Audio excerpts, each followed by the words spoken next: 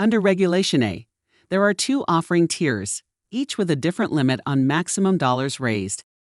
Tier 1 allows issuers to raise up to $20 million in a 12-month period. Tier 2 allows issuers to raise up to $75 million in a 12-month period.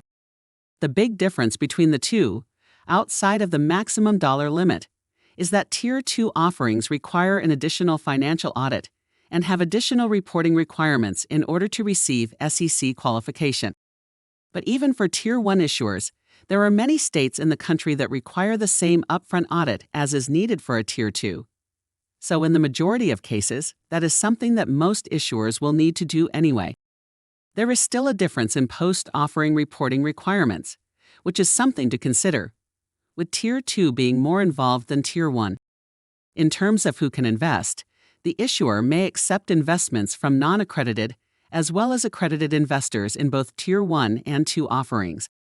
In terms of the timing for offering qualification by the SEC, while the timing can vary significantly for both tiers of offerings, I will say that Tier 2 offerings can typically qualify faster than Tier 1 offerings. The primary distinction here is that Tier 2 offerings have a single point of qualification, which is the SEC, whereas Tier 1 offerings must meet state-level requirements and often have a higher degree of unpredictability. Are you wondering which tier is most commonly used? Tier 2 offerings are more common and are what the majority of the issuers we work with choose. It is estimated that over 90% of the capital raised to date via Regulation A was done so via Tier 2.